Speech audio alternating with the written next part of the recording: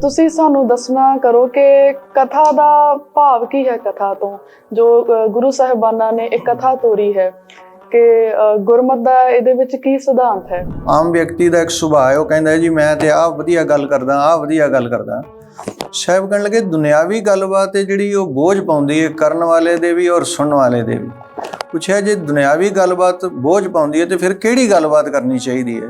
ਤੇ ਜਵਾਬ ਦਿੱਤਾ, ਕਹਿਣ ਲੱਗੇ ਮੈਂ ਗੁਣ ਗੱਲਾਂ ਕੇ ਸਿਰ ਭਾਰ, ਗੱਲੀ ਗੱਲਾਂ ਸਿਰਜਣਹਾਰ।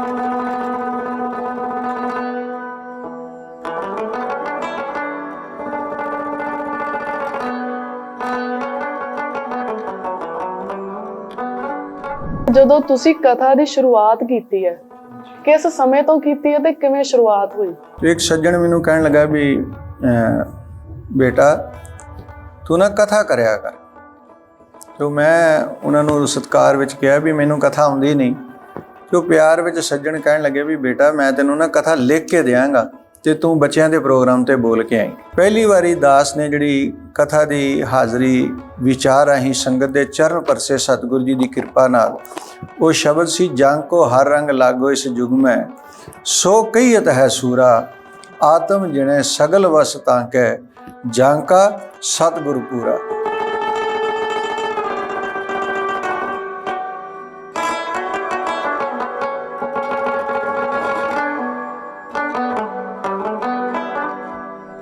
ਜਦੋਂ ਅਸੀਂ ਗੁਰੂ ਘਰਾਂ ਵਿੱਚ ਆਨੇ ਹਾਂ ਤੇ ਅਸੀਂ ਸੇਵਾ ਕਰਦੇ ਹਾਂ, ਕਿਸ ਮਨ ਨਾਲ ਸੇਵਾ ਕਰਨੀ ਚਾਹੀਦੀ ਹੈ ਸੰਗਤ ਨੂੰ। ਸੇਵਕ ਬਣਨਾ ਔਰ ਸੇਵਕ ਕਹਿਲਾਣਾ ਇਹਦੇ 'ਚ ਬਹੁਤ ਅੰਤਰ ਹੈ। ਗੁਰਬਾਣੀ ਦੇ ਕਥਨ ਮੁਤਾਬਕ ਕਹਿਣ ਕਹਾਵਣ ਕੋ ਕਈ ਕੇਤੇ, ਐਸੋ ਜਨ ਵਿਰਲੋ ਹੈ ਸੇਵਕ। ਸੇਵਕ ਕੋਈ ਵਿਰਲਾ ਬਣਦਾ ਹੈ।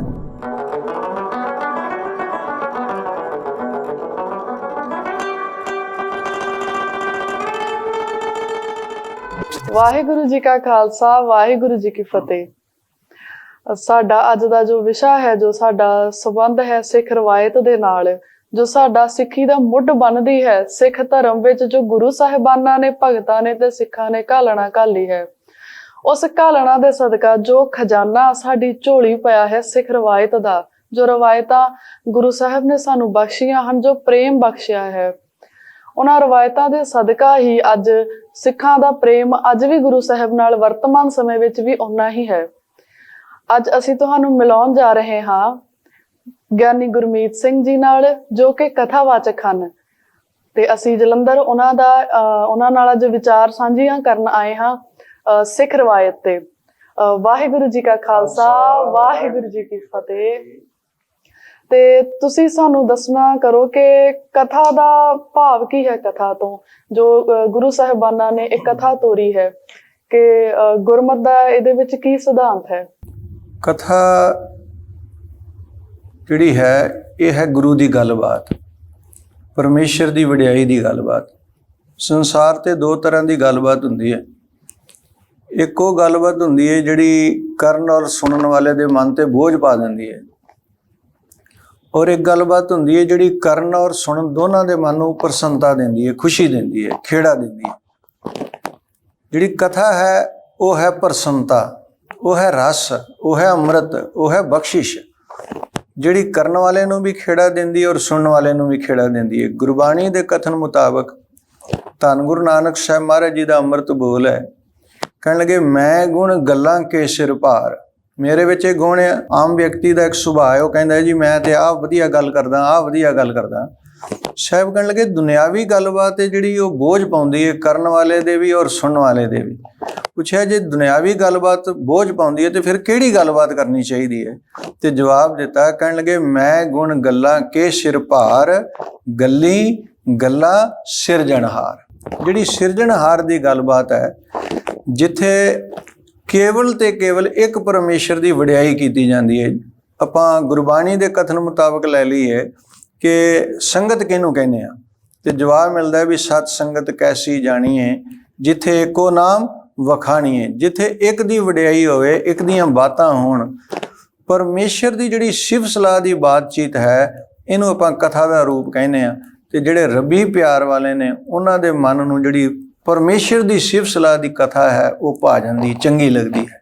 ਤੇ ਸਾਹਿਬ ਕਹਿਣ ਲੱਗੇ ਅਗਰ ਕੋਈ ਪਿਆਰ ਤੇ ਸ਼ਰਧਾ ਵਿੱਚ ਮਾਲਕ ਦੀ ਕਥਾ ਕਹਾਣੀ ਸੁਣ ਲਵੇ ਨਾ, ਤੋ ਕਹਿੰਦੇ ਮਾਂ ਉਹਦੇ ਵਿੱਚੋਂ ਮੈਨੂੰ ਇੰਨਾ ਕੁ ਸੁੱਖ ਮਿਲਦਾ ਹੈ ਉਹਦੀਆਂ ਕਥਾ ਕਹਾਣੀਆਂ ਸੁਣ ਕੇ, ਉਹਦੀਆਂ ਬਾਤਾਂ ਸੁਣ ਕੇ, ਕਿ ਮੈਂ ਉਸ ਸੁੱਖ ਨੂੰ ਬਿਆਨ ਹੀ ਨਹੀਂ ਕਰ ਸਕਦਾ। ਤੇ ਸਤਿਗੁਰੂ ਜੀ ਦੀ ਅੰਮ੍ਰਿਤ ਬਾਣੀ ਦਾ ਪਾਵਨ ਬੋਲ ਹੈ, ਕਹਿਣ ਲੱਗੇ ਸਤਿਗੁਰੂ ਮਹਾਰਾਜ ਜੀ ਦੀ ਵਡਿਆਈ ਇੰਨੀ ਮਿੱਠੀ ਹੈ, ਬਿੰਦਕ ਗਾਲ ਸੁਣੀ। ਗਾਲ ਗੱਲਬਾਤ, ਬਿੰਦਕ ਥੋੜੀ ਜਿਹੀ। ਜਦੋਂ ਮਾਲਕ ਦੀ ਵਡਿਆਈ ਦੀ ਕਥਾ ਕਹਾਣੀ ਦੀ ਥੋੜੀ ਜਿਹੀ ਬਾਤਚੀਤ ਸੁਣੀ ਨਾ, ਤੇ ਕਿੰਨਾ ਕੁ ਸੁੱਖ ਮਿਲਿਆ। ਬਿੰਦਕ ਗਾਲ ਸੁਣੀ ਸੱਚੇ ਤਿਸ ਧਨੀ, ਸੁਖੀ ਹੂੰ ਸੁਖ ਪਾਏ ਮਾਏ ਨਾ ਕੀਮ ਗਣੀ। ਕਹਿਣ ਲੱਗੇ ਮਾਲਕ ਦੀ ਜਿਹੜੀ ਮੈਂ ਵਡਿਆਈ ਸੁਣੀ ਨਾ, ਗੱਲਬਾਤ ਸੁਣੀ, ਕਥਾ ਕਹਾਣੀ ਸੁਣੀ, ਉਹ ਇੰਨਾ ਕੁ ਸੁੱਖ ਦਿੰਦੀ ਹੈ ਕਿ ਜਿਹਦੀ ਵਡਿਆਈ, ਜਿਹਦੀ ਕੀਮਤ ਬਿਆਨ ਹੀ ਨਹੀਂ ਕੀਤੀ ਜਾ ਸਕਦੀ। ਭਗਤ ਤਰਲੋਚਨ ਜੀ, ਭਗਤ ਨਾਮਦੇਵ ਜੀ ਮਿੱਤਰਤਾ ਹੋਈ। ਜਦੋਂ ਨਾਮਦੇਵ ਜੀ ਦੀ ਤਰਲੋਚਨ ਜੀ ਨਾਲ ਮਿੱਤਰਤਾ ਹੋਈ ਤੇ ਤਰਲੋਚਨ ਜੀ ਨਾਮਦੇਵ ਜੀ ਦੀ ਰਸਨਾ ਤੋਂ ਮਾਲਕ ਦੀ ਵਡਿਆਈ ਰੂਪੀ ਕਥਾ ਕਹਾਣੀ ਸੁਣਨ ਵਾਸਤੇ ਘਰ ਚੱਲ ਕੇ ਜਾਂਦੇ ਨੇ। ਤੇ ਭਾਈ ਗੁਰਦਾਸ ਜੀ ਨੇ ਕਿੰਨੇ ਪਿਆਰ ਭਰੇ ਬੋਲ ਕਹੇ, ਕਹਿਣ ਲੱਗੇ ਦਰਸ਼ਨ ਵੇਖਣ ਨਾਮਦੇਵ, ਭਲ ਕੇ ਉਠ ਤਰਲੋਚਨ ਆਵੇ। ਭਗਤ ਕਰਨ ਮਿਲ ਦੋਏ ਜਣੇ, ਨਾਮਦੇਵ ਹਰ ਚਲਤ ਸੁਣਾਵੇ। ਨਾਮਦੇਵ ਜੀ ਕਥਾ ਕਹਾਣੀਆਂ ਸੁਣਾਉਂਦੇ ਨੇ। ਤੇ ਜਦੋਂ ਮਾਲਕ ਦੀ ਕੋਈ ਵਡਿਆਈ ਸੁਣੇ, ਆਮ ਦੁਨਿਆਵੀ ਤੌਰ ਤੇ ਅਸੀਂ ਕਿਸੇ ਦੀ ਸਿਫਤ ਸਲਾਹ ਸੁਣੀਏ ਨਾ, ਤੇ ਵਿਅਕਤੀ ਦੇ ਮਨ ਵਿੱਚ ਇੱਛਾ ਹੁੰਦੀ ਹੈ ਵੀ ਮੈਂ ਉਹਨੂੰ ਮਿਲਾਂ। ਤੇ ਜਦੋਂ ਨਾਮਦੇਵ ਜੀ ਦੀ ਰਸਨਾ ਤੋਂ ਕਥਾ ਕਹਾਣੀ ਸੁਣੀ ਪਰਮੇਸ਼ਰ ਦੀ, ਤੇ ਤਰਲੋਚਨ ਜੀ ਨਾਮਦੇਵ ਜੀ ਨੂੰ ਕਹਿਣ ਲੱਗੇ ਵੀ ਮੇਰੇ ਮਿੱਤਰ ਜੀ, ਮੈਂ ਤੁਹਾਡੇ ਨਾਲ ਆਪਣੇ ਦਿਲ ਦੀ ਇੱਕ ਗੱਲ ਕਰਨਾ ਚਾਹੁੰਦਾ। ਕਹਿਣ ਲੱਗੇ ਦੱਸੋ ਕੀ ਗੱਲ ਕਰਨਾ ਚਾਹੁੰਦੇ ਹੋ। ਕਹਿਣ ਲੱਗੇ ਮੈਂ ਗੱਲ ਇਹ ਕਰਨਾ ਚਾਹੁੰਦਾ ਕਿ ਮੇਰਾ ਚਿੱਤ ਕਰਦਾ ਹੈ ਕਿ ਮੈਂ ਪਰਮੇਸ਼ਰ ਦਾ ਦਰਸ਼ਨ ਕਰਾਂ, ਜਿਹਦੀ ਮੈਂ ਵਡਿਆਈ ਸੁਣਦਾ ਕਥਾ ਕਹਾਣੀ ਦੇ ਰੂਪ ਵਿੱਚ। ਦਰਸ਼ਨ ਹੋ ਸਕਦਾ? ਤੁਸੀਂ ਆਪਣੇ ਮਾਲਕ ਨੂੰ ਪੁੱਛ ਕੇ ਵੇਖਿਓ ਜੇ ਵੀ ਮੈਂ ਕਿਵੇਂ ਦਰਸ਼ਨ ਕਰ ਸਕਦਾ ਹਾਂ। ਤੇ ਭਾਈ ਸਾਹਿਬ ਭਾਈ ਗੁਰਦਾਸ ਜੀ ਨੇ ਇਸ ਪਿਆਰ ਭਰੀ ਅਵਸਥਾ ਦਾ ਚਿਤਰਨ ਖਿੱਚਿਆ। ਕਹਿਣ ਲੱਗੇ ਭਗਤ ਕਰਨ ਮਿਲ ਦੋਏ ਜਣੇ, ਨਾਮ ਦਿਓ ਹਰ ਚਲਤ ਸੁਣਾਵੇ। ਮੇਰੀ ਭੀ ਕਰ ਬੇਨਤੀ, ਦਰਸ਼ਨ ਦੇਖਾਂ ਜੇ ਤਿਸ ਭਾਵੇ। ਸਤਿਗੁਰ ਜੀ ਨੂੰ ਆਖਿਓਸ, ਦਰਸ਼ਨ ਕਿਵੇਂ ਤਰਲੋਚਨ ਪਾਵੇ। ਹੱਸ ਕੇ ਠਾਕੁਰ ਬੋਲਿਆ। ਪਰਮੇਸ਼ਰ ਦਾ ਇੱਕ ਸੁਭਾਅ ਹੀ ਐਸਾ ਹੈ ਕਿ ਉਹ ਜਦੋਂ ਵੀ ਬੋਲਦਾ ਹੈ ਨਾ, ਉਹ ਹੱਸ ਕੇ ਬੋਲਦਾ ਹੈ। ਇਹ ਗੱਲ ਧਿਆਨ ਵਿੱਚ ਰੱਖਣਾ। ਅਸੀਂ ਜੀਵਨ ਵਿੱਚ ਬੜੇ ਗੁਣ ਗ੍ਰਹਿਣ ਕਰਦੇ ਹਾਂ, ਪਰ ਸਾਧ ਸੰਗਤ ਜੇ ਮਾਲਕ ਦੀ ਆਪਾਂ ਵਡਿਆਈ ਸੁਣਦੇ ਆ ਨਾ, ਤੇ ਫਿਰ ਮਾਲਕ ਦਾ ਇਹ ਗੁਣ ਹਰ ਵਿਅਕਤੀ ਦੇ ਹਿਰਦੇ ਵਿੱਚ ਵਸਣਾ ਚਾਹੀਦਾ ਹੈ ਕਿ ਉਹ ਵਿਗਾਸਤਾ ਵਾਲਾ ਹੋਵੇ। ਤਾਂ ਹੀ ਤੇ ਮੇਰੇ ਸਾਹਿਬ ਧੰਨ ਗੁਰੂ ਨਾਨਕ ਦੇਵ ਜੀ ਉਪਦੇਸ਼ ਦਿੰਦੇ ਨੇ, ਨਾਨਕ ਭਗਤਾ ਸਦਾ ਵਿਗਾਸ। ਸਦੀਵ ਖੇੜਾ ਹੀ ਖੇੜਾ, ਆਨੰਦ ਹੀ ਆਨੰਦ, ਵਿਗਾਸਤਾ ਹੀ ਵਿਗਾਸਤਾ ਚਾਹੀਦੀ ਹੈ। ਪਰਮੇਸ਼ਰ ਜਦੋਂ ਵੀ ਬੋਲਦਾ ਹੈ, ਚਾਹੇ ਅੱਗੋਂ ਕਿਸੇ ਢੰਗ ਨਾਲ ਕੋਈ ਬੋਲੇ, ਪਰ ਮਾਲਕ ਦਾ ਜਿਹੜਾ ਬੋਲਣਾ ਨਾ, ਹੱਸ ਕੇ ਠਾਕੁਰ ਬੋਲਿਆ, ਉਹ ਮੁਸਕਰਾ ਕੇ ਹੀ ਬੋਲਦਾ। ਹੱਸ ਕੇ ਠਾਕੁਰ ਬੋਲਿਆ, ਨਾਮਦੇਵ ਨੂੰ ਕਹਿ ਸਮਝਾਵੇ। ਹੱਥ ਨਾ ਆਵਸ ਭੇਟ ਸੋ, ਤੁਸ ਤਰਲੋਚਨ ਮੈਂ ਮੂੰਹ ਲਾਵੇ। ਹਾਂ ਅਧੀਨ ਹਾਂ ਭਗਤ ਦੇ, ਪਹੁੰਚ ਨਾ ਹੰਗਾ ਭਗਤੀ ਦਾਵੇ। ਪ੍ਰੇਮਾ ਭਗਤੀ ਦੇ ਸਮਾਨ ਦੁਨੀਆ ਦੀ ਕੋਈ ਵੀ ਚੀਜ਼ ਨਹੀਂ ਪਹੁੰਚ ਸਕਦੀ। ਹੋਏ ਵਿਚੋਲਾ ਆਣ ਮਿਲਾਵੇ। ਮਾਲਕ ਦੇ ਪਿਆਰ ਵਿੱਚ ਜਦੋਂ ਆਪਾਂ ਮਿਲ ਬੈਠ ਕੇ ਉਹਦੀਆਂ ਵਡਿਆਈਆਂ ਕਰਦੇ ਹਾਂ, ਉਹਦੀਆਂ ਵਡਿਆਈਆਂ ਸੁਣਦੇ ਹਾਂ, ਇਹਨੂੰ ਕਥਾ ਕਹਿੰਦੇ ਆ। ਉਹਦੀ ਸਿਫਤ ਸਲਾਹ ਦੀਆਂ ਬਾਤਾਂ। ਤੇ ਜਦੋਂ ਬਾਤਾਂ ਕਰਨ ਵਾਲਾ ਰਸ ਮਾਣੇ, ਬਾਤਾਂ ਸੁਣਨ ਵਾਲਾ ਰਸ ਮਾਣੇ, ਤੇ ਸਾਧ ਸੰਗਤ ਸਰੋਤੇ ਤੇ ਵਿਅਕਤੀ ਦਾ ਜਿਹੜਾ ਇਹ ਸੁਮੇਲ ਹੈ ਨਾ, ਉਹ ਪ੍ਰਤੱਖ ਪਰਮੇਸ਼ਰ ਦੇ ਮਿਲਾਪ ਤੱਕ ਦੀ ਮੰਜ਼ਿਲ ਨੂੰ ਤੈਅ ਕਰਾ ਦਿੰਦਾ। ਗੁਰਮਤਿ ਔਰ ਗੁਰਬਾਣੀ ਉਪਦੇਸ਼ ਹੀ ਇਹ ਦਿੰਦੀ ਹੈ ਕਿ ਜਿਹੜਾ ਸਤ ਸੰਗਤ ਵਿੱਚ ਆ ਜਾਂਦਾ ਨਾ, ਅੱਜ ਤੱਕ ਜਿਸ ਕਿਸੇ ਨੇ ਵੀ ਪਰਮੇਸ਼ਰ ਦੀ ਪ੍ਰਾਪਤੀ ਕੀਤੀ ਹੈ, ਉਹ ਸੰਗਤ ਦੇ ਰਾਹੀਂ ਹੀ ਕੀਤੀ ਹੈ। ਜਿਨ ਕਿੰਨੀ ਪਾਇਆ ਸਾਧ ਸੰਗਤੀ। ਅੱਜ ਤੱਕ ਜਿਸ ਕਿਸੇ ਨੇ ਵੀ ਪਾਇਆ ਪਰਮੇਸ਼ਰ ਦੀ ਪ੍ਰਾਪਤੀ ਕੀਤੀ ਹੈ, ਉਹਨੂੰ ਪ੍ਰਾਪਤ ਕੀਤਾ ਹੈ, ਤੇ ਉਹ ਸਤ ਸੰਗਤ ਵਿੱਚ ਜੁੜ ਕੇ ਮਾਲਕ ਦੀ ਸ਼ਿਵ ਸਲਾਹ ਕਰ ਔਰ ਸੁਣ ਕੇ ਹੀ ਪ੍ਰਾਪਤ ਕੀਤਾ ਹੈ ਜੀ। ਦੇਖੋ ਸਾਧ ਸੰਗਤ ਜੀ, ਕਥਾ ਦੇ ਜੋ ਇੱਕ ਅੱਖਰੀ ਅਰਥ ਹਨ ਕਿ ਉਹ ਸੰਸਕ੍ਰਿਤ ਭਾਸ਼ਾ ਦਾ ਜੋ ਸ਼ਬਦ ਹੈ, ਕਥ ਤੋਂ ਇਹ ਕਥਾ ਬਣਿਆ ਹੈ, ਤੇ ਜਿਹਦਾ ਅਰਥ ਹੈ ਕਿ ਵਰਣਨ ਕਰਨਾ। ਪਰ ਵਰਣਨ ਕੌਣ ਕਰ ਸਕਦਾ ਹੈ? ਜਿਹਨੇ ਗੁਰੂ ਗ੍ਰੰਥ ਸਾਹਿਬ ਜੀ ਬਾਣੀ ਪੜ੍ਹੀ ਹੈ, ਉਸਨੂੰ ਵਿਚਾਰਿਆ ਹੈ, ਉਸਨੂੰ ਵਾਚਿਆ ਹੈ। ਜੋ ਗੁਰਬਾਣੀ ਨੂੰ ਵਿਚਾਰਦੇ ਹਨ ਤੇ ਉਹ ਉਹਨਾਂ ਨੂੰ ਕਹਿ ਲਓ ਕਿ ਸਾਲਾਂ ਬੱਧੀ ਉਸ ਚੀਜ਼ ਤੇ ਵਿਚਾਰ ਕਰਦੇ ਹਨ, ਉਹਨਾਂ ਸ਼ਬਦਾਂ ਤੇ, ਉਹਨਾਂ ਗੁਰਬਾਣੀ ਦੀਆਂ ਤੁਕਾਂ ਤੇ, ਉਹਨਾਂ ਅਰਥਾਂ ਤੇ, ਉਹਨਾਂ ਪਰਮਾਰਥਾਂ ਤੇ ਉਹਨਾਂ ਦੀ ਫਿਰ ਕਥਨੀ ਸੰਗਤ ਤੇ ਰੂਬਰੂ ਕਰਾਉਂਦੇ ਹਨ, ਜਿਸ ਵਿੱਚ ਸੰਗਤ ਸੁਣ ਕੇ ਉਹਨਾਂ ਚੀਜ਼ਾਂ ਨੂੰ ਗ੍ਰਹਿਣ ਕਰਦੇ, ਉਹ ਗੁਣ ਗ੍ਰਹਿਣ ਕਰਦੇ ਨੇ। ਤੇ ਅਸੀਂ ਭਾਈ ਸਾਹਿਬ ਤੋਂ ਹੋ ਰਹੇ ਗਿਆਨੀ ਜੀ ਤੋਂ ਜਾਣਨਾ ਚਾਹਾਂਗੇ ਕਿ ਜਦੋਂ ਤੁਸੀਂ ਕਥਾ ਦੀ ਸ਼ੁਰੂਆਤ ਕੀਤੀ ਹੈ, ਕਿਸ ਸਮੇਂ ਤੋਂ ਕੀਤੀ ਹੈ ਤੇ ਕਿਵੇਂ ਸ਼ੁਰੂਆਤ ਹੋਈ? ਮੇਰੀ ਉਮਰ ਬਹੁਤ ਛੋਟੀ ਸੀ। ਮੈਂ ਬੱਚਿਆਂ ਦੇ ਪ੍ਰੋਗਰਾਮ ਤੇ ਜਾ ਕੇ ਕਵਿਤਾ ਰੂਪ ਵਿੱਚ ਹਾਜ਼ਰੀ ਭਰਦਾ ਸਾਂ। ਤੇ ਇੱਕ ਸੱਜਣ ਮੈਨੂੰ ਕਹਿਣ ਲੱਗਾ ਵੀ ਬੇਟਾ ਤੂੰ ਨਾ ਕਥਾ ਕਰਿਆ ਕਰ। ਤੇ ਮੈਂ ਉਹਨਾਂ ਨੂੰ ਸਤਿਕਾਰ ਵਿੱਚ ਕਿਹਾ ਵੀ ਮੈਨੂੰ ਕਥਾ ਆਉਂਦੀ ਨਹੀਂ। ਤੇ ਉਹ ਪਿਆਰ ਵਿੱਚ ਸੱਜਣ ਕਹਿਣ ਲੱਗੇ ਵੀ ਬੇਟਾ ਮੈਂ ਤੈਨੂੰ ਨਾ ਕਥਾ ਲਿਖ ਕੇ ਦਿਆਂਗਾ ਤੇ ਤੂੰ ਬੱਚਿਆਂ ਦੇ ਪ੍ਰੋਗਰਾਮ ਤੇ ਬੋਲ ਕੇ ਆਈ। ਪਹਿਲੀ ਵਾਰੀ ਦਾਸ ਨੇ ਜਿਹੜੀ ਕਥਾ ਦੀ ਹਾਜ਼ਰੀ ਵਿਚਾਰ ਰਾਹੀਂ ਸੰਗਤ ਦੇ ਚਰਨ ਪਰਸੇ ਸਤਿਗੁਰੂ ਜੀ ਦੀ ਕਿਰਪਾ ਨਾਲ ਉਹ ਸ਼ਬਦ ਸੀ, ਜੰਗ ਕੋ ਹਰ ਰੰਗ ਲਾਗੋ ਇਸ ਯੁਗ ਮੈਂ, ਸੋ ਕਹੀਤ ਹੈ ਸੂਰਾ ਆਤਮ ਜਿਣੇ ਸਗਲ ਵਸ ਤਾਂਕੈ, ਜੰਗ ਕਾ ਸਤਿਗੁਰ ਪੂਰਾ। ਇਹ ਪਹਿਲੇ ਸ਼ਬਦ ਦੀ ਦਾਸ ਨੇ ਆਪਣੇ ਜੀਵਨ ਵਿੱਚ ਬਾਲਪਨ ਉਮਰ ਵਿੱਚ ਹੀ ਕਥਾ ਦੀ ਹਾਜ਼ਰੀ ਭਰੀ ਔਰ ਉਸ ਤੋਂ ਬਾਅਦ ਮਾਲਕ ਨੇ ਐਸੀ ਰਹਿਮਤ ਕੀਤੀ, ਐਸਾ ਸ਼ੌਂਕ ਪੈਦਾ ਕੀਤਾ ਕਿ ਦਾਸ ਸਤਿਕਾਰਯੋਗ ਆਪਣੇ ਉਸਤਾਦ ਗਿਆਨੀ ਅਜੀਤ ਸਿੰਘ ਜੀ ਰਤਨ ਉਹਨਾਂ ਪਾਸ ਗਿਆ। ਉਹਨਾਂ ਪਾਸੋਂ ਸ਼੍ਰੀ ਸੂਰਜ ਪ੍ਰਕਾਸ਼ ਦੀ ਕਥਾ ਕੁਝ ਸਮਾਂ ਸਿੱਖੀ, ਗ੍ਰਹਿਣ ਕੀਤੀ ਔਰ ਉਸ ਤੋਂ ਬਾਅਦ ਸੰਗਤ ਦੀ ਅਸੀਸ ਔਰ ਸਤਿਗੁਰ ਦੀ ਕਿਰਪਾ ਸਦਕਾ ਅੱਜ ਤੱਕ ਵਿਚਾਰ ਰਾਹੀਂ ਬਹੁਤ ਸਾਰੇ ਦੇਸ਼ਾਂ ਵਿਦੇਸ਼ਾਂ ਵਿੱਚ ਜਾ ਕੇ ਸੰਗਤ ਦੇ ਚਰਨ ਪਰਸਣ ਦਾ ਸੁਭਾਗ ਅਵਸਰ ਮਿਲਿਆ। ਔਰ ਮੈਂ ਖੁਸ਼ੀ ਮਹਿਸੂਸ ਕਰਦਾ ਕਿ ਟੀਵੀ ਪੰਜਾਬ ਗੁਰਬਾਣੀ ਚੈਨਲ ਵੱਲੋਂ ਜਿਹੜੀ ਸਿੱਖ ਰਵਾਇਤ ਪ੍ਰੋਗਰਾਮ ਸ਼ੁਰੂ ਕੀਤੀ ਗਈ ਹੈ, ਜਿਹਦੇ ਵਿੱਚ ਗੁਰੂ ਘਰ ਦੀਆਂ ਜਿਹੜੀਆਂ ਰਵਾਇਤਾਂ ਨੇ, ਜਿਹੜੇ ਸ਼ੁਭ ਉਪਦੇਸ਼ ਨੇ, ਉਹ ਸੰਗਤ ਤੱਕ ਪਹੁੰਚਾਏ ਜਾਣ ਇਸ ਚੈਨਲ ਦੇ ਮਾਧਿਅਮ ਰਾਹੀਂ ਕਿ ਸੰਗਤ ਨੂੰ ਪਤਾ ਲੱਗੇ। ਬੇਸ਼ੱਕ ਆਪਾਂ ਨਿਤਾ ਪ੍ਰਤੀ ਗੁਰੂ ਘਰ ਦੀ ਸੰਗਤ ਕਰਦੇ ਹਾਂ, ਪਰ ਬਹੁਤ ਸਾਰੀਆਂ ਚੀਜ਼ਾਂ ਐਸੀਆਂ ਨੇ ਜਿਹੜੀਆਂ ਸਾਨੂੰ ਪਤਾ ਤੇ ਨੇ, ਪਰ ਉਹਨਾਂ ਨੂੰ ਥੋੜ੍ਹਾ ਜਿਹਾ ਵਿਸਥਾਰ ਨਾਲ ਹੋਰ ਆਪਾਂ ਸੰਗਤ ਦੇ ਸਨਮੁਖ ਰੱਖੀਏ। ਉਦਾਹਰਨ ਵਜੋਂ ਵੀ ਧੰਨ ਗੁਰੂ ਨਾਨਕ ਸਾਹਿਬ ਮਹਾਰਾਜ ਜੀ ਨੇ ਲੰਗਰ ਦੀ ਪ੍ਰਥਾ ਜਿਹੜੀ ਉਹ ਸ਼ੁਰੂ ਕੀਤੀ। ਧੰਨ ਗੁਰੂ ਨਾਨਕ ਸਾਹਿਬ ਮਹਾਰਾਜ ਜਦੋਂ ਪਹਿਲੀ ਉਦਾਸੀ ਤੇ ਗਏ ਨਾ ਸਾਧ ਸੰਗਤ, ਤੇ ਪਹਿਲੀ ਉਦਾਸੀ ਤੇ ਭਾਈ ਮਰਦਾਨਾ ਜੀ ਔਰ ਧੰਨ ਗੁਰੂ ਨਾਨਕ ਸਾਹਿਬ ਮਹਾਰਾਜ ਜੀ ਨੇ ਲੰਗਰ ਛਕਿਆ ਨਾ, ਕਿਸੇ ਵੱਲੋਂ ਸੇਵਾ ਆਈ ਲੰਗਰ ਦੀ, ਤੇ ਜਦੋਂ ਪਿਆਰ ਔਰ ਸ਼ਰਧਾ ਵਿੱਚ ਆਏ ਲੰਗਰ ਨੂੰ ਛਕਿਆ ਤੇ ਭਾਈ ਮਰਦਾਨਾ ਜੀ ਧੰਨ ਗੁਰੂ ਨਾਨਕ ਸਾਹਿਬ ਮਹਾਰਾਜ ਜੀ ਨੂੰ ਕਹਿਣ ਲੱਗੇ ਵੀ ਸਤਿਗੁਰੂ ਮਹਾਰਾਜ, ਅਸੀਂ ਬੇਸ਼ੱਕ ਘਰ ਵਿੱਚ ਬਹੁਤ ਸਾਰੇ ਪਦਾਰਥ ਛਕਦੇ ਹਾਂ, ਪਰ ਇਹਦਾ ਜਿਹੜਾ ਰਸ ਹੈ, ਇਹਦਾ ਜਿਹੜਾ ਸਵਾਦ ਹੈ, ਬਹੁਤ ਜ਼ਿਆਦਾ ਹੈ। ਉਹਦਾ ਕੀ ਕਾਰਨ ਹੈ? ਆਮ ਅਸੀਂ ਵੇਖਦੇ ਹਾਂ ਵੀ ਗੁਰੂ ਦਰਬਾਰ ਵਿੱਚ ਜਾਈਏ, ਸਮਾਗਮ ਹੋਏ ਤੇ ਸਮਾਪਤੀ ਤੇ ਗੁਰੂ ਕਾ ਲੰਗਰ ਹੁੰਦਾ ਹੈ, ਉਹ ਚਾਹੇ ਹੱਥ ਤੇ ਪ੍ਰਸ਼ਾਦਾ ਰੱਖ ਕੇ ਉੱਤੇ ਦਾਲ ਪਾ ਲਈਏ। ਘਰਾਂ 'ਚ ਅਸੀਂ ਕੀਮਤੀ ਤੋਂ ਕੀਮਤੀ ਬਰਤਨਾਂ ਦੇ ਵਿੱਚ ਰੱਖ ਕੇ ਅਸੀਂ ਭੋਜਨ ਛਕਦੇ ਹਾਂ, ਰਸ ਮਾਣਦੇ ਹਾਂ, ਮੁਬਾਰਕ। ਪਰ ਸੰਗਤ ਵਿੱਚ ਜਾ ਕੇ, ਪੰਗਤ ਵਿੱਚ ਬੈਠ ਕੇ, ਚਾਹੇ ਉਹ ਹੱਥ ਤੇ ਪ੍ਰਸ਼ਾਦਾ ਲੈ ਕੇ ਉੱਤੇ ਦਾਲ ਪਾ ਕੇ ਛਕਦੇ ਆ ਨਾ, ਤਾਂ ਇੰਨਾ ਸਵਾਦਿਸ਼ਟ ਔਰ ਇਤਨਾ ਰਸਦਾਇਕ ਹੁੰਦਾ ਹੈ ਕਿ ਜਦੋਂ ਵਿਅਕਤੀ ਖਾਂਦਾ ਹੈ ਨਾ, ਤੇ ਜਿਹੜੀ ਦਾਲ ਉਂਗਲਾਂ ਨਾਲ ਲੱਗੀ ਹੁੰਦੀ ਹੈ ਨਾ, ਉਹ ਵੀ ਵਿਅਕਤੀ ਉਂਗਲਾਂ ਮੂੰਹ ਵਿੱਚ ਪਾ ਕੇ ਉਹਨੂੰ ਮਤਲਬ ਉਹਦਾ ਰਸ ਮਾਣਦਾ ਹੈ। ਉਹਦਾ ਕਾਰਨ ਕੀ ਹੈ? ਜਦੋਂ ਧੰਨ ਗੁਰੂ ਨਾਨਕ ਸਾਹਿਬ ਮਹਾਰਾਜ ਜੀ ਨੇ ਪੁੱਛਿਆ ਨਾ ਭਾਈ ਮਰਦਾਨਾ ਜੀ ਨੇ ਵੀ ਸਤਿਗੁਰੂ ਮਹਾਰਾਜ, ਇਹਦੇ 'ਚ ਇੰਨਾ ਸਵਾਦ ਕਿਉਂ ਹੈ? ਤੇ ਧੰਨ ਗੁਰੂ ਨਾਨਕ ਸਾਹਿਬ ਮਹਾਰਾਜ ਜੀ ਨੇ ਜਵਾਬ ਦਿੱਤਾ ਸੀ। ਕਹਿਣ ਲੱਗੇ, ਭਾਈ ਜੀ ਇਹਦੇ ਵਿੱਚ ਪਤਾ ਕੀ ਹੈ, ਕਿਉਂ ਸਵਾਦ ਹੈ? ਕਹਿਣ ਲੱਗੇ, ਕਿਉਂ ਸਵਾਦ ਹੈ? ਕਹਿਣ ਲੱਗੇ, ਭਾਈ ਜੀ ਇਹਦੇ ਵਿੱਚ ਨਾ ਸੰਗਤ ਦਾ ਪਿਆਰ ਲੁਕਿਆ ਹੋਇਆ, ਪਿਆਰ ਛੁਪਿਆ ਹੋਇਆ। ਤੇ ਜਿਸ ਪ੍ਰਸ਼ਾਦੇ ਵਿੱਚ ਮਾਲਕ ਦੀ ਬਾਣੀ ਪੜ੍ਹੀ ਗਈ ਹੋਵੇ ਔਰ ਸੰਗਤ ਦਾ ਪਿਆਰ ਲੁਕਿਆ ਹੋਵੇ, ਤੇ ਪਿਆਰ ਤੇ ਚੀਜ਼ ਹੀ ਐਸੀ ਹੈ ਸਾਧ ਸੰਗਤ ਜਿਹਦਾ ਰਸ ਬਿਆਨ ਹੀ ਨਹੀਂ ਹੋ ਸਕਦਾ।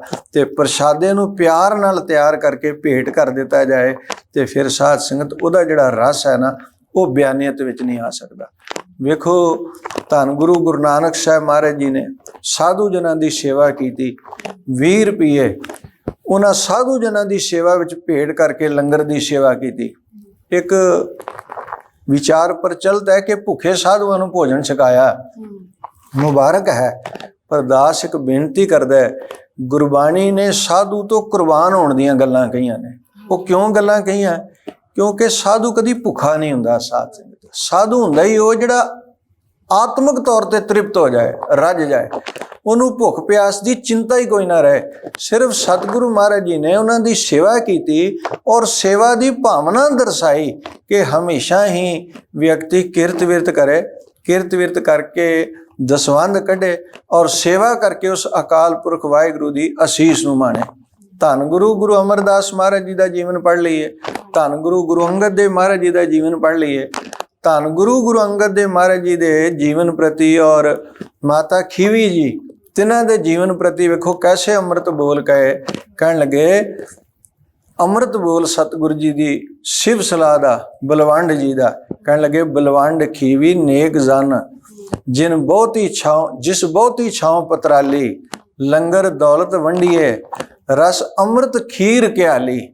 ਪਹਿਲੀ ਗੱਲ, ਜਿੱਥੇ ਧੰਨ ਗੁਰੂ ਅੰਗਦ ਦੇਵ ਮਹਾਰਾਜ ਜੀ ਦੀ ਪਾਵਨ ਸੰਗਤ ਦੇ ਵਿੱਚ ਰੱਬੀ ਨਾਮ ਦੀ ਰਹਿਮਤ ਦਾ ਲੰਗਰ ਵਰਤਾਇਆ ਜਾਂਦਾ ਹੈ, ਰੱਬੀ ਨਾਮ ਦਾ ਲੰਗਰ ਵਰਤਾਇਆ ਜਾਂਦਾ ਹੈ, ਉੱਥੇ ਮਾਤਾ ਖੀਵੀ ਜੀ ਜਿਨ੍ਹਾਂ ਦੀ ਸੰਗਤ ਕੀਤਿਆਂ ਕੋਲ ਬੈਠਿਆਂ ਹੀ ਵਿਅਕਤੀ ਦੇ ਮਨ ਨੂੰ ਸਕੂਨ ਔਰ ਚਾਅ ਮਿਲਦਾ ਹੈ, ਖੁਸ਼ੀ ਮਿਲਦੀ ਹੈ, ਕਿਉਂਕਿ ਉਹਨਾਂ ਦੇ ਅੰਦਰ ਦੇ ਜੀਵਨ ਦੀ ਅਵਸਥਾ ਇਤਨੀ ਪਿਆਰ ਭਰੀ ਹੈ ਕਿ ਜਿਵੇਂ ਕੋਈ ਸੰਘਣੀ ਛਾਂ ਮਾਣਦਾ ਹੋਵੇ ਨਾ ਤੇ ਉਹਨੂੰ ਸਕੂਨ ਮਿਲਦਾ ਹੈ। ਮਾਤਾ ਖੀਵੀ ਜੀ ਦੀ ਸੰਗਤ ਕਰਕੇ ਵਿਅਕਤੀ ਨੂੰ ਇੰਨਾ ਚੈਨ ਤੇ ਸਕੂਨ ਪ੍ਰਾਪਤ ਹੁੰਦਾ ਹੈ। ਤੇ ਜਿੱਥੇ ਗੁਰੂ ਘਰ ਵਿੱਚ ਸੰਗਤ ਵਿੱਚ ਰੱਬੀ ਨਾਮ ਦਾ ਲੰਗਰ ਵਰਤਾਇਆ ਜਾਂਦਾ ਹੈ, ਉੱਥੇ ਘਿਓ ਦੁੱਧ ਦੀ ਖੀਰ ਜਿਹੜੀ ਹੈ ਮਾਤਾ ਖੀਵੀ ਜੀ ਸੇਵਾ ਕਰਕੇ ਸੰਗਤ ਦੇ ਪਿਆਰ ਤੇ ਅਸੀਸ ਨੂੰ ਮਾਣਦੇ ਨੇ। ਜੇ ਬਾਦਸ਼ਾਹ ਅਕਬਰ ਦਾ ਜ਼ਿਕਰ ਕੀਤਾ ਜਾਏ, ਧੰਨ ਗੁਰੂ ਅਮਰਦਾਸ ਮਹਾਰਾਜ ਜੀ ਦੇ ਦਰਬਾਰ ਵਿੱਚ ਆਇਆ। ਫਿਰ ਗੁਰੂ ਅਮਰਦਾਸ ਮਹਾਰਾਜ ਜੀ ਦਾ ਦਰਬਾਰ ਉਹ ਦਰਬਾਰ ਹੈ ਜਿੱਥੇ ਨਿਤਾ ਪ੍ਰਤੀ ਸਵੇਰੇ ਲੰਗਰ ਤਿਆਰ ਹੁੰਦਾ ਹੈ, ਜਿਹੜੀ ਸੰਗਤ ਆਵੇ ਉਹ ਲੰਗਰ ਛਕਦੀ ਹੈ। ਤੇ ਇੱਕ ਮਰਿਆਦਾ ਹੈ ਕਿ ਪਹਿਲੇ ਪੰਗਤ ਪਾਛੇ ਸੰਗਤ। ਜਦੋਂ ਸਮੇਂ ਦੀ ਹਕੂਮਤ ਦਾ ਬਾਦਸ਼ਾਹ ਅਕਬਰ ਆਇਆ ਤੇ ਉਹਨੂੰ ਕਿਹਾ ਵੀ ਗੁਰੂ ਕਾ ਲੰਗਰ ਛਕਣਾ ਪਹਿਲੇ, ਉਹਨੇ 7 ਬਚਨ ਕਹਿ ਕੇ ਪੰਗਤ ਵਿੱਚ ਗੁਰੂ ਕਾ ਲੰਗਰ ਛਕਿਆ ਔਰ ਉਹਨੇ ਆਪਣੀ ਰਸਨਾ ਤੋਂ ਇੱਕ ਬੋਲ ਆਖਿਆ। ਕਹਿਣ ਲੱਗਾ, ਮੈਂ ਦੁਨੀਆ ਦੇ ਸਾਰੇ ਰਸਾਂ ਦੇ ਪਦਾਰਥ ਖਾਧੇ ਨੇ, 36 ਪ੍ਰਕਾਰ ਦਾ ਭੋਜਨ ਛਕਿਆ, ਪਰ ਜੋ ਰਸ ਔਰ ਪਿਆਰ ਮੈਨੂੰ ਗੁਰੂ ਕੇ ਲੰਗਰ ਵਿੱਚ ਪੰਗਤ ਵਿੱਚ ਬੈਠ ਕੇ ਪ੍ਰਾਪਤ ਹੋਇਆ, ਅੱਜ ਤੱਕ ਮੈਨੂੰ ਰਸ ਪ੍ਰਾਪਤ ਨਹੀਂ ਹੋਇਆ। ਇਹ ਸੰਗਤ ਦੇ ਪਿਆਰ ਔਰ ਲੰਗਰ ਦੀ ਮਹਾਨਤਾ ਹੈ ਸਾਧ ਸੰਗਤ। ਤੇ ਸਤਿਗੁਰੂ ਅਮਰਦਾਸ ਮਹਾਰਾਜ ਜੀ ਨੇ ਇੱਕ ਮਰਿਆਦਾ ਬਣਾਈ ਸੀ ਕਿ ਸ਼ਾਮ ਤੱਕ ਜਿੰਨਾ ਲੰਗਰ ਵਰਤ ਗਿਆ ਮੁਬਾਰਕ, ਜਿਤਨੇ ਵੀ ਭਾਂਡੇ ਨੇ ਉਹ ਧੋ ਕੇ ਮੂਧੇ ਮਾਰ ਦਿੱਤੇ ਜਾਂਦੇ ਸਨ। ਤੇ ਵਿਸ਼ਵਾਸ ਲੋਕਾਂ ਦੇ ਮਨਾਂ ਵਿੱਚ ਭਰਿਆ ਜਾਂਦਾ ਸੀ ਕਿ ਮਾਲਕ ਦਾਤਾ ਹੈ ਤੇ ਉਹ ਸਾਰਿਆਂ ਦੇ ਖਜ਼ਾਨੇ ਭਰਨ ਵਾਲਾ, ਸਵੇਰੇ ਹੋਰ ਦੇਗਾ ਤੇ ਸੰਗਤ ਆ ਕੇ ਛਕੇ। ਇਹ ਵਿਸ਼ਵਾਸ ਹੈ ਗੁਰੂ ਘਰ ਦੇ ਲੰਗਰ ਦਾ। ਔਰ ਇਤਨੀ ਵਿਡੱਪਣਤਾ ਹੈ ਗੁਰੂ ਘਰ ਦੇ ਲੰਗਰ ਦੀ ਸਾਧ ਸੰਗਤ। ਵੇਖੋ ਧੰਨ ਗੁਰੂ ਰਾਮਦਾਸ ਮਹਾਰਾਜ ਜੀ ਦਾ ਜੀਵਨ ਪੜ੍ਹੀਏ। 7 ਸਾਲ ਦੀ ਉਮਰ, ਸਿਰ ਤੋਂ ਮਾਂ-ਬਾਪ ਦਾ ਸਾਇਆ ਉੱਠ ਗਿਆ ਤੇ ਲੋਕ ਗੱਲਾਂ ਕਰਦੇ ਸਨ ਕਿ ਰਾਮਦਾਸ ਲਾਹੌਰ ਦੀਆਂ ਗਲੀਆਂ ਵਿੱਚ ਕੱਖਾਂ ਦੀ ਤਰ੍ਹਾਂ ਰੁੱਲ ਜਾਏਗਾ। ਪਰ ਉਹਨਾਂ ਭੋਲਿਆਂ ਨੂੰ ਕੀ ਪਤਾ ਕਿ ਧੰਨ ਗੁਰੂ ਰਾਮਦਾਸ ਮਹਾਰਾਜ ਜੀ ਦੇ ਦਰਬਾਰ ਵਿੱਚ ਲੱਖਾਂ ਲੋਕ ਰੋਜ਼ਾਨਾ ਹੀ ਗੁਰੂ ਕਾ ਲੰਗਰ ਛਕਿਆ ਕਰਨ। ਔਰ ਅੱਜ ਵੀ ਲੱਖਾਂ ਲੋਕ ਨਿਤਾ ਪ੍ਰਤੀ ਧੰਨ ਗੁਰੂ ਰਾਮਦਾਸ ਮਹਾਰਾਜ ਜੀ ਦੇ ਪਾਵਨ ਦਰਬਾਰ ਵਿੱਚ, ਜਿਨ੍ਹਾਂ ਦੀ ਪਿਆਰ ਭਰੀ ਨਿਮਰਤਾ ਹੈ, ਜੋ ਹਮਰੀ ਬਿਦ ਹੋਤੀ ਮੇਰੇ ਸਤਿਗੁਰਾ ਸਾਬਿਦ ਤੁਮ ਹਰ ਜਾਨੋ ਆਪੇ, ਹਮ ਰੁਲਤੇ ਫਿਰਤੇ ਕੋਈ ਬਾਤ ਨਾ ਪੁੱਛਤਾ, ਗੁਰ ਸਤਿਗੁਰ ਸੰਗ ਕੀਰੇ ਹਮ ਥਾਪੇ। ਸਤਿਗੁਰੂ ਰਾਮਦਾਸ ਮਹਾਰਾਜ ਜੀ ਦੇ ਦਰਬਾਰ ਦਾ ਲੰਗਰ ਸਦੀਵ ਅਟੁੱਟ ਵਰਤਦਾ ਹੈ ਔਰ ਹਮੇਸ਼ਾ ਵਰਦਾ ਰਹੇਗਾ। ਲੋ ਲੰਗਰ ਤਪਦੇ ਰਹਿਣਗੇ, ਸੰਗਤਾਂ ਛਕਦੀਆਂ ਛਕਾਉਂਦੀਆਂ ਰਹਿਣਗੀਆਂ। ਉੱਥੇ ਸ਼ਬਦ ਦਾ ਲੰਗਰ ਵੀ ਵਰਦਾ, ਉੱਥੇ ਭੋਜਨ ਰੂਪ ਲੰਗਰ ਵੀ ਵਰਦਾ ਔਰ ਸਤਿਗੁਰੂ ਮਹਾਰਾਜ ਜੀ ਨੇ ਜਿਹੜੀ ਇਹ ਮਰਿਆਦਾ ਤੋਰੀ ਇਹ ਨਿਰੰਤਰ ਜਾਰੀ ਹੈ ਜੀ। ਕਿਉਂਕਿ ਸੁਣਨ ਵਾਲੇ ਤੇ ਪ੍ਰਭਾਵ ਤਾਂ ਹੀ ਪੈਂਦਾ ਹੈ ਜੇ ਉਹ ਅਸਲ ਜੀਵਨ ਵਿੱਚ ਉਹ ਚੀਜ਼ਾਂ ਨੂੰ ਅਸੀਂ ਗ੍ਰਹਿਣ ਕੀਤਾ ਹੈ। ਜਦ ਅਸੀਂ ਨਹੀਂ ਉਸ ਚੀਜ਼ ਨੂੰ ਅੰਦਰੋਂ ਗ੍ਰਹਿਣ ਕੀਤਾ, ਅਸੀਂ ਇੱਕ ਦਿਖਾਵਾ ਕਰਦੇ ਹਾਂ, ਜਾਂ ਜਿਹੜਾ ਗੁਰਬਾਣੀ ਵਿੱਚ ਇੱਕ ਅੱਖਰ ਆਉਂਦਾ ਹੈ ਅਸੀਂ ਭੇਖ ਦਿਖਾਉਣ ਲੱਗ ਪੈਂਦੇ ਹਾਂ ਉਸ ਚੀਜ਼ ਦਾ। ਇੱਕ ਕਹਿ ਲਓ ਕਿ ਅਸੀਂ ਕਥਨੀ ਦਾ ਹੀ ਭੇਖ ਦਿਖਾਉਣ ਲੱਗ ਪੈਂਦੇ ਹਾਂ, ਤਾਂ ਉਹਦਾ ਕਿਸੇ ਤੇ ਅਸਰ ਨਹੀਂ ਹੋਵੇਗਾ, ਉਹਦਾ ਕੋਈ ਅਮਲ ਨਹੀਂ ਕਰੇਗਾ। ਤੇ ਕਿਉਂਕਿ ਅਸੀਂ ਆਪ ਅਮਲ ਨਹੀਂ ਕਰਦੇ। ਇੱਥੇ ਜਦੋਂ ਅਸੀਂ ਗੁਰੂ ਘਰਾਂ ਵਿੱਚ ਬੈਠਦੇ ਹਾਂ, ਸੰਗਤ ਦੇ ਵਿੱਚ ਬੈਠਦੇ ਹਾਂ, ਇਹਨਾਂ ਵਿੱਚ ਇਹ ਇੱਕ ਖਾਸੀਅਤ ਹੈ ਕਿ ਜਦੋਂ ਸੰਗਤ ਦੇ ਵਿੱਚ ਗੁਰੂ ਸਾਹਿਬ ਦੀ ਹਜ਼ੂਰੀ ਵਿੱਚ ਆਉਂਦੇ ਹਾਂ ਤੇ ਇੱਕ ਭਰੋਸਾ ਹੁੰਦਾ ਹੈ ਕਿ ਗੁਰੂ ਸਾਹਿਬ ਨੇ ਨਾਮ ਜਪਾ ਲੈਣਾ ਹੈ। ਚਾਹੇ ਕੋਈ ਨਾਮ ਜਪਦਾ ਹੋਵੇ ਚਾਹੇ ਨਾ ਜਪਦਾ ਹੋਵੇ, ਪਰ ਜੇ ਉਹਦਾ ਮਨ ਸਾਫ਼ ਹੈ, ਉਹ ਗੁਰੂ ਤੋਂ ਪਾਉਣਾ ਚਾਹੁੰਦਾ ਹੈ, ਤੇ ਗੁਰੂ ਸਾਹਿਬ ਉਹਨੂੰ ਬਖਸ਼ਦੇ ਵੀ ਹਨ, ਤੇ ਬਹੁਤ ਬਖਸ਼ਦੇ ਹਨ, ਬੇਅੰਤ ਬਖਸ਼ਦੇ ਹਨ। ਤੇ ਇਸ ਲਈ ਜੋ ਆਪਣਾ ਜੀਵਨ ਹੈ, ਚਾਹੇ ਆਪਣਾ ਨਿੱਜੀ ਜੀਵਨ ਵੀ ਹੈ ਤੇ ਚਾਹੇ ਆਪਣਾ ਸਮਾਜਿਕ ਜੀਵਨ ਵੀ ਹੈ, ਉਹ ਦੋਨੋਂ ਹੀ ਸੁਚੱਜੇ, ਸਾਫ਼ ਤੇ ਸੁੱਚੇ ਹੋਣੇ ਚਾਹੀਦੇ ਹਨ, ਤਾਂ ਕਿ ਸਾਡੇ ਨਾਲ ਮਿਲਣ ਵਾਲਾ, ਸਾਡੇ ਨਾਲ ਰੂਬਰੂ ਹੋਣ ਵਾਲਾ ਹਰ ਇੱਕ ਮਨੁੱਖ ਜੋ ਹੈ ਉਸ ਤੇ ਉਸ ਚੀਜ਼ ਦਾ ਪ੍ਰਭਾਵ ਤਾਂ ਹੀ ਪੈ ਸਕਦਾ ਹੈ ਜੇ ਉਹ ਸਾਡੇ ਤੇ ਗੁਰੂ ਸਾਹਿਬ ਦੀ ਗੁਰਬਾਣੀ ਦਾ ਪ੍ਰਭਾਵ ਜੇ ਅਸੀਂ ਆਪਣੇ ਜੀਵਨ ਵਿੱਚ ਪਾਇਆ ਹੈ। ਅਸੀਂ ਜੋ ਪੜ੍ਹਦੇ ਹਾਂ, ਜੋ ਅਸੀਂ ਨਿਤਨੇਮ ਪੜ੍ਹਦੇ ਹਾਂ, ਜੋ ਅਸੀਂ ਕਥਾਵਾਂ ਸੁਣਦੇ ਹਾਂ, ਜੋ ਅਸੀਂ ਕੀਰਤਨ ਸੁਣਦੇ ਹਾਂ, ਜਦ ਇਹਨੂੰ ਆਪਣੇ ਜੀਵਨ ਵਿੱਚ ਪੂਰੀ ਤਰ੍ਹਾਂ ਨਾਲ ਗ੍ਰਹਿਣ ਕਰਦੇ ਹਾਂ, ਕਹਿ ਲਓ ਕਿ 24 ਘੰਟੇ ਵਿੱਚ ਜਿੰਨਾ ਸਮਾਂ ਹੁੰਦਾ ਹੈ, ਇਹ ਨਹੀਂ ਕਿ ਤੁਸੀਂ ਦਿਨ ਦੇ ਸਮੇਂ ਵਿੱਚ ਤੁਸੀਂ ਲੋਕਾਂ ਮੂਹਰੇ ਹੋਰ ਬਣ ਕੇ ਰਹੋ ਤੇ ਬਾਅਦ ਵਿੱਚ ਤੁਸੀਂ ਆਪਣੇ ਆਪ ਨੂੰ, ਜਿਵੇਂ ਗਿਆਨੀ ਜੀ ਕਹਿੰਦੇ ਹਨ ਕਿ ਨਿੱਜ ਜੀਵਨ ਹੈ ਜੀ ਮੇਰਾ ਇਹ, ਉਹ ਚੀਜ਼ ਨਹੀਂ। ਇਨਸਾਨ ਦਾ ਜੀਵਨ, ਜਿਵੇਂ ਗੁਰੂ ਸਾਹਿਬਾਨਾਂ ਨੇ ਸਾਨੂੰ ਕਥਾ ਇਸ ਲਈ ਬਖਸ਼ੀ ਹੈ, ਸਾਖੀਆਂ ਇਸ ਲਈ ਬਖਸ਼ੀਆਂ ਹਨ ਤਾਂ ਕਿ ਉਹਨਾਂ ਦੇ ਜੀਵਨ ਤੋਂ ਅਸੀਂ ਸੇਧ ਲੈ ਸਕੀਏ, ਅਸੀਂ ਉਹਨਾਂ ਦੇ ਜੀਵਨ ਦੇ ਕੁਝ ਕੁ ਅੰਸ਼ ਜੋ ਹਨ ਆਪਣੇ ਜੀਵਨ ਵਿੱਚ ਲੈ ਕੇ ਆਈਏ, ਕਿਉਂਕਿ ਉਹਨਾਂ ਦੇ ਵਰਗਾ ਤਾਂ ਉਹੀ ਸੀਗੇ, ਉਹਨਾਂ ਦੇ ਵਰਗਾ ਕੋਈ ਹੋ ਨਹੀਂ ਸਕਦਾ ਸੰਸਾਰ ਦੇ ਵਿੱਚ, ਜਿਵੇਂ ਦੀ ਸੇਵਾ ਉਹਨਾਂ ਨੇ ਕੀਤੀ ਹੈ। ਤੇ ਤੁਸੀਂ ਸੰਗਤ ਨੂੰ ਇਹ ਦੱਸੋ ਕਿ ਜਦੋਂ ਅਸੀਂ ਗੁਰੂ ਘਰਾਂ ਵਿੱਚ ਆਨੇ ਹਾਂ ਤੇ ਅਸੀਂ ਸੇਵਾ ਕਰਦੇ ਹਾਂ, ਕਿਸ ਮਨ ਨਾਲ ਸੇਵਾ ਕਰਨੀ ਚਾਹੀਦੀ ਹੈ ਸੰਗਤ ਨੂੰ, ਕਿ ਜਿਹਦੇ ਨਾਲ ਕਿ ਗੁਰੂ ਸਾਹਿਬਾਨ ਨਾਲ ਹੋਰ ਜੁੜਿਆ ਜਾ ਸਕੇ, ਧਰਮ ਨਾਲ ਹੋਰ ਜੁੜਿਆ ਜਾ ਸਕੇ। ਸੇਵਾ ਇੱਕ ਨਿਮਰਤਾ ਦਾ ਰੂਪ ਹੈ ਸਾਧ ਸੰਗਤ। ਜਿਉਂ-ਜਿਉਂ ਵਿਅਕਤੀ ਸੇਵਾ ਕਰੇ ਉਹਦੇ ਮਨ ਵਿੱਚ ਨਿਮਰਤਾ ਹੋਣੀ ਚਾਹੀਦੀ ਹੈ। ਸੇਵਕ ਬਣਨਾ ਔਰ ਸੇਵਕ ਕਹਿਲਾਣਾ, ਇਹਦੇ 'ਚ ਬਹੁਤ ਅੰਤਰ ਹੈ। ਗੁਰਬਾਣੀ ਦੇ ਕਥਨ ਮੁਤਾਬਕ ਕਹਿਣ ਕਹਾਵਣ ਕੋ ਕਈ ਕੇਤੇ, ਐਸੋ ਜਨ ਵਿਰਲੋ ਹੈ ਸੇਵਕ। ਸੇਵਕ ਕੋਈ ਵਿਰਲਾ ਬਣਦਾ ਹੈ, ਤੇ ਸੇਵਕ ਵਿਰਲਾ ਬਣਨ ਤੋਂ ਭਾਵ ਹੈ ਕਿ ਵਿਅਕਤੀ ਦੇ ਮਨ ਵਿੱਚ ਜਿਉਂ-ਜਿਉਂ ਸੇਵਾ ਕਰੇ ਨਾ, ਤੇ ਮਾਨਸਿਕ ਤੌਰ ਤੇ ਨਿਮਰਤਾ ਪੈਦਾ ਹੋਵੇ। ਜਦੋਂ ਧੰਨ ਗੁਰੂ ਗੋਬਿੰਦ ਸਿੰਘ ਮਹਾਰਾਜ ਜੀ ਦੇ ਦਰਬਾਰ ਵਿੱਚ ਭਾਈ ਨੰਦ ਲਾਲ ਜੀ ਗਏ ਨਾ, ਤੇ ਸਤਿਗੁਰੂ ਮਹਾਰਾਜ ਜੀ ਪੁੱਛਦੇ ਨੇ ਵੀ ਭਾਈ ਪੁਰਖਾ ਤੂੰ ਕੀ ਕੁਝ ਕਰ ਲੈਣਾ, ਤੇ ਉਹਨਾਂ ਨੇ ਦੱਸਿਆ ਵੀ ਮੈਂ ਆ ਵੀ ਭਾਸ਼ਾ ਜਾਣਦਾ, ਆ ਵੀ ਭਾਸ਼ਾ ਜਾਣਦਾ। ਤੇ ਸਤਿਗੁਰੂ ਮਹਾਰਾਜ ਜੀ ਕਹਿਣ ਲੱਗੇ ਵੀ ਫਿਰ ਤੇ ਤੈਨੂੰ ਗੁਰੂ ਘਰ ਦੇ ਵਿੱਚ ਕੋਈ ਸੇਵਾ ਦੇਣੀ ਚਾਹੀਦੀ ਹੈ। ਤੇ ਉਹਦੇ ਮਨ ਵਿੱਚ ਬੜੀ ਖੁਸ਼ੀ ਹੋਈ ਵੀ ਮੈਨੂੰ ਗੁਰੂ ਘਰ ਵਿੱਚ ਕੋਈ ਮਾਣ ਦੀ ਸੇਵਾ ਮਿਲਣ ਲੱਗੀ ਹੈ। ਕਹਿਣ ਲੱਗਾ ਸਤਿਗੁਰੂ ਕਿਰਪਾ ਕਰੋ ਵੀ ਮੈਂ ਕੀ ਸੇਵਾ ਕਰਨੀ ਹੈ। ਕਹਿਣ ਲੱਗੇ ਤੁਸੀਂ ਗੁਰੂ ਘਰ ਦੇ ਨਾ ਸੰਗਤ ਦੇ ਜੂਠੇ ਭਾਂਡੇ ਮਾਂਜਿਆ ਕਰੋ। ਉਹ ਹੈਰਾਨ ਹੋ ਗਿਆ ਵੀ ਜੂਠੇ ਭਾਂਡੇ ਮਾਂਜਿਆ ਕਰਾਂ। ਚਲੋ ਗੁਰੂ ਦੇ ਹੁਕਮ ਦੀ ਪਾਲਣਾ ਕੀਤੀ, ਜਦੋਂ ਸੇਵਾ ਕੀਤੀ ਨਾ ਤੇ ਇੰਨਾ ਨਿਖਾਰ ਆਇਆ ਜੀਵਨ ਵਿੱਚ। ਜਦੋਂ ਸਤਿਗੁਰੂ ਮਹਾਰਾਜ ਜੀ ਉਹਨੂੰ ਮਾਣ ਨਾਲ ਨਵਾਜਣ ਲੱਗੇ ਨਾ, ਤੇ ਮੁਖਾਰ ਬਿੰਦ ਤੋਂ ਬੋਲ ਕਿਹਾ, ਕਹਿਣ ਲੱਗੇ ਸਤਿਗੁਰੂ ਮਹਾਰਾਜ ਹੋਰ ਜੈਸੀ ਮਰਜ਼ੀ ਰਹਿਮਤ ਕਰਿਓ ਜੇ, ਪਰ ਇੱਕ ਕਿਰਪਾ ਕਰਿਓ ਜੇ, ਮੈਨੂੰ ਸੰਗਤ ਦੇ ਜੂਠੇ ਭਾਂਡੇ ਦੀ ਸੇਵਾ ਕਰਨ ਦੀ ਜਿਹੜੀ ਸੇਵਾ ਹੈ ਨਾ, ਇਹ ਹਮੇਸ਼ਾ ਬਖਸ਼ਿਸ਼ ਕਰੀ ਰੱਖਿਓ। ਇਹ ਜਿਹੜੀ ਸੇਵਾ ਹੈ ਇਹ ਵਿਅਕਤੀ ਦੇ ਮਨ ਨੂੰ ਵੀ ਮਾਂਜਦੀ ਹੈ, ਮਨ ਨੂੰ ਵੀ ਧੋਂਦੀ ਹੈ। ਪਰ ਤਾਂ ਜੇ ਨਿਮਰਤਾਵਾਨ ਹੋ ਕੇ ਸੇਵਾ ਕਰੀਏ, ਸੰਗਤ ਵਿੱਚ ਆਈਏ, ਸੇਵਾ ਕਰੀਏ, ਸੰਗਤ ਕਰੀਏ, ਸੰਗਤ ਦਾ ਰੂਪ ਹੋਈਏ, ਸੰਗਤ ਵਿੱਚ ਅਭੇਦ ਹੋਈਏ। ਕਿਵੇਂ ਹੋਈਏ? ਸਤਿਗੁਰੂ ਮਹਾਰਾਜ ਜੀ ਨੂੰ ਕਿਸੇ ਨੇ ਪੁੱਛਿਆ ਸੀ ਵੀ ਸਤਿਗੁਰੂ ਸੰਗਤ ਪ੍ਰਵਾਨ ਕਿਵੇਂ ਚੜ੍ਹਦੀ ਹੈ, ਤੇ ਸਤਿਗੁਰੂ ਕਹਿਣ ਲੱਗੇ ਵੀ ਸੰਗਤ ਪ੍ਰਵਾਨ ਤਾਂ ਚੜ੍ਹਦੀ ਹੈ ਜੇ ਸੰਗਤ ਦਾ ਹੀ ਰੂਪ ਹੋ ਜਾਈਏ। ਜੇ ਸੇਵਾ ਕਰੀਏ ਤੇ ਸੇਵਾ ਦਾ ਰੂਪ ਹੋ ਜਾਈਏ ਆਪਾਂ ਭਾਗ ਗਵਾ ਕੇ। ਧੰਨ ਗੁਰੂ ਅਮਰਦਾਸ ਮਹਾਰਾਜ ਜੀ ਦੇ ਪਾਸ ਰਾਮਦਾਸ ਜੀ ਸੇਵਾ ਕਰਦੇ ਨੇ, ਤੇ ਲਾਹੌਰ ਤੋਂ ਰਿਸ਼ਤੇਦਾਰ ਆਏ। ਉਹ ਕਹਿਣ ਲੱਗੇ ਵੀ ਇਹ ਤੇ ਹੁਣ ਗੁਰੂ ਘਰ ਦਾ ਦਮਾਦ ਬਣ ਚੁੱਕਿਆ ਤੇ ਬੜਾ ਮਾਨ ਸਨਮਾਨ ਹੋਵੇਗਾ ਭਾਈ ਜੇਠਾ ਜੀ ਦਾ, ਰਾਮਦਾਸ ਜੀ ਦਾ। ਤੇ ਜਦੋਂ ਆਏ ਨਾ ਤੇ ਟੋਕਰੀ ਮਿੱਟੀ ਦੀ ਚੱਕ ਕੇ ਲਿਆ ਰਹੇ ਨੇ, ਤੇ ਕੱਪੜਿਆਂ ਤੇ ਵੀ ਮਿੱਟੀ ਲੱਗੀ ਹੈ, ਚਿਹਰੇ ਤੇ ਵੀ ਧੂੜ ਮਿੱਟੀ ਹੈ। ਤੇ ਜਦੋਂ ਰਾਮਦਾਸ ਜੀ ਨੂੰ ਮਿੱਟੀ ਦੀ ਟੋਕਰੀ ਚੱਕ ਕੇ ਲਿਆਂਦਿਆਂ ਵੇਖਿਆ ਨਾ, ਤੇ ਗਿਲਾ ਕੀਤਾ ਉਹਨੇ। ਕਹਿਣ ਲੱਗੇ ਜੇ ਟੋਕਰੀ ਢੋਣੀ ਸੀ ਤੇ ਲਾਹੌਰ ਰਹਿ ਕੇ ਵੀ ਢੋ ਸਕਦਾ ਸੀ, ਤੂੰ ਗੁਰੂ ਘਰ ਦਾ ਦਮਾਦ ਹੋ ਕੇ ਤੇ ਇੱਥੇ ਟੋਕਰੀ ਢੋ ਰਿਹਾ। ਤੇ ਰਾਮਦਾਸ ਜੀ ਨੇ ਹੱਥ ਜੋੜ ਕੇ ਬੇਨਤੀ ਕੀਤੀ, ਇਹ ਸੇਵਾ ਹੈ, ਇਹ ਉਹਦੀ ਰਹਿਮਤ ਹੈ। ਧੰਨ ਗੁਰੂ ਅਮਰਦਾਸ ਮਹਾਰਾਜ ਜੀ ਨੂੰ ਜਾ ਕੇ ਸ਼ਿਕਾਇਤ ਕੀਤੀ ਰਿਸ਼ਤੇਦਾਰਾਂ ਨੇ ਵੀ ਰਾਮਦਾਸ ਤੁਹਾਡੇ ਗੁਰੂ ਘਰ ਦਾ ਇਹ ਸੇਵਾ ਕਰਨ ਵਾਲਾ ਤੁਹਾਡਾ ਦਮਾਦ ਹੈ ਤੇ ਇਹ ਮਿੱਟੀ ਦੀ ਟੋਕਰੀ ਢੋ ਰਿਹਾ ਹੈ। ਤੇ ਧੰਨ ਗੁਰੂ ਅਮਰਦਾਸ ਮਹਾਰਾਜ ਜੀ ਨੇ ਕਿਹਾ ਵੀ ਤੁਹਾਡੇ ਤੇ ਮੇਰੇ ਦੇਖਣ ਦਾ ਨਜ਼ਰੀਏ ਦਾ ਫਰਕ ਹੈ। ਕਹਿਣ ਲੱਗੇ ਨਜ਼ਰੀਏ ਦਾ ਫਰਕ ਕਿਵੇਂ? ਕਹਿਣ ਲੱਗੇ ਤੁਸੀਂ ਇਹਦੇ ਸਿਰ ਤੇ ਮਿੱਟੀ ਦੀ ਟੋਕਰੀ ਵੇਖਦੇ ਹੋ, ਮੈਂ ਇਹਦੇ ਤੇ ਦੀਨ ਦੁਨੀਆ ਦਾ ਝੁਲਦਾ ਹੋਇਆ ਛਤਰ ਵੇਖਦਾ।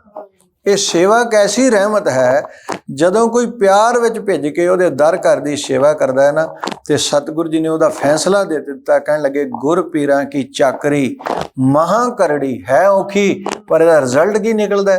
ਕਹਿਣ ਲੱਗੇ ਸੁੱਖ ਸਾਰ, ਇਹਦੇ ਵਿੱਚੋਂ ਸੁੱਖਾਂ ਦੀ ਰਹਿਮਤ ਜਨਮ ਲੈਂਦੀ ਹੈ। ਇਹ ਸਿਧਾਂਤ ਹੈ ਗੁਰੂ ਘਰ ਦਾ। ਜਦੋਂ ਕੋਈ ਇਸ ਭਾਵਨਾ ਨਾਲ ਸੇਵਾ ਕਰਦਾ ਹੈ ਨਾ, ਤੇ ਫਿਰ ਧੰਨ ਗੁਰੂ ਗੋਬਿੰਦ ਸਿੰਘ ਮਹਾਰਾਜ ਜੀ ਨੇ ਕਿਹਾ ਸੀ ਨਾ ਵੀ ਸੇਵਾ ਕਰੀਏ ਤੇ ਸੇਵਾ ਵਿੱਚ ਸਮਾ ਕੇ, ਸੰਗਤ ਕਰੀਏ ਤੇ ਸੰਗਤ ਵਿੱਚ ਸਮਾ ਕੇ। ਪੁੱਛਿਆ ਕਿਵੇਂ ਸਮਾ ਕੇ? ਤੇ ਸਤਿਗੁਰੂ ਮਹਾਰਾਜ ਜੀ ਨੇ ਦੋ ਚੀਜ਼ਾਂ ਦਿੱਤੀਆਂ ਸਨ। ਕਹਿਣ ਲੱਗੇ ਇੱਕ ਪੱਥਰ, ਇੱਕ ਪਤਾਸਾ, ਜਾ ਗੁਰਮੁਖਾ ਪਾਣੀ ਵਿੱਚ ਰੱਖਿਆ। ਉਹ ਰੱਖ ਆਇਆ। ਥੋੜੇ ਸਮੇਂ ਬਾਅਦ ਸਤਿਗੁਰੂ ਮਹਾਰਾਜ ਜੀ ਕਹਿਣ ਲੱਗੇ ਜਾ ਪੱਥਰ ਕੱਢ ਲਿਆ ਪਾਣੀ ਵਿੱਚੋਂ। ਉਹ ਪੱਥਰ ਲੈ ਕੇ ਆ ਗਿਆ। ਥੋੜੇ ਸਮੇਂ ਬਾਅਦ ਕਹਿਣ ਲੱਗੇ ਜਾ ਪਤਾਸਾ ਵੀ ਕੱਢ ਲਿਆ।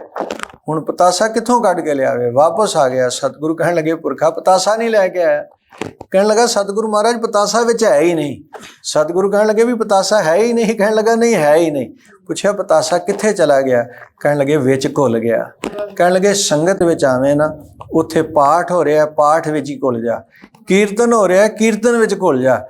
ਕਥਾ ਹੋ ਰਹੀ ਹੈ, ਕਥਾ ਵਿੱਚ ਘੁਲ ਜਾ। ਇਸ ਤਰ੍ਹਾਂ ਸੰਗਤ ਵਿੱਚ ਸਮਾ ਜਾ ਕਿ ਜੋ ਵੀ ਸੰਗਤ ਵਿੱਚ ਹੋ ਰਿਹਾ ਉਹ ਤੇਰੇ ਅੰਦਰ ਹੀ ਸਮਾ ਜਾਏ ਤੇ ਤੂੰ ਉਸ ਦਾ ਰੂਪ ਹੋ ਜਾਏ। ਇਸ ਸਿਧਾਂਤ ਨਾਲ ਜੇ ਸੇਵਾ ਕਰੀਏ ਤੇ ਆਪ ਗਵਾਏ ਸੇਵਾ ਕਰੇ ਦੀ ਅਵਸਥਾ ਵਿੱਚ ਵਿਚਰੀਏ। ਜੇ ਸੰਗਤ ਕਰੀਏ ਤੇ ਸੰਗਤ ਵਿੱਚ ਆਪਾ ਭਾਵ ਲੀਨ ਕਰਕੇ ਸੰਗਤ ਕਰੀਏ ਤਾਂ ਤੇ ਸਾਧ ਸੰਗਤ।